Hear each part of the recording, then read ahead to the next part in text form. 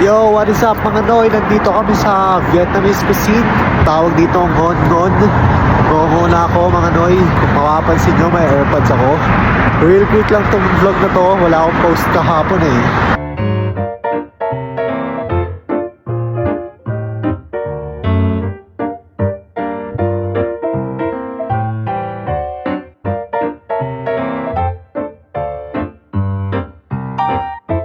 Hinihintay ko lang sa akin mga Noy.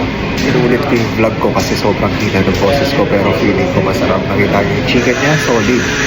Mukhang quality. Nasa harap ko, napakaraming serving dun sa kanya. Napaka-solid guys. Wait lang natin mga Noy. Mukhang masarap yan. Titigman natin yung sa akin. Noy, kung alam nyo kung nakasama ko na kayo ng senior high school, favorite ko to sa Kwek-Kwek or Tok Neneng. Ito, favorite ko tong mga Noy. So, titikman na natin mga Noy. Ayun o.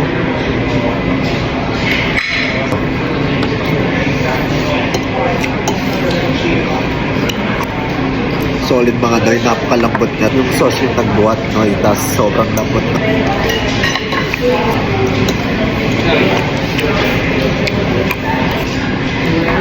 Pero daming serving ng chicken.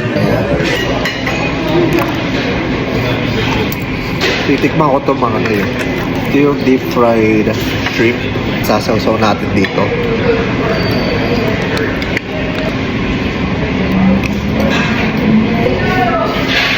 Hindi mo nasa yung shrimp niya, no? Parang yung kinain ko sa last video. Yung sa Tien Viet. Sasawsaw natin dito mga Noy. I-dip natin.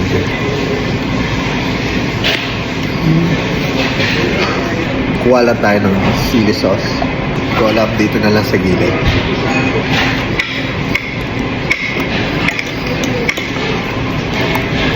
Yun mga Noy, di ko alam.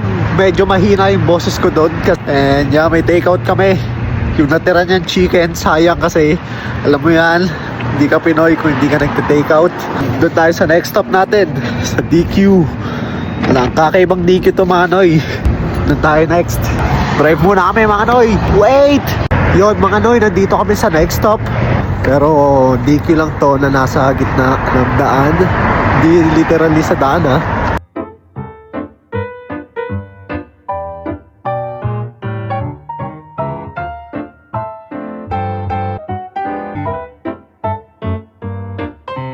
The brownie and Oreo combination.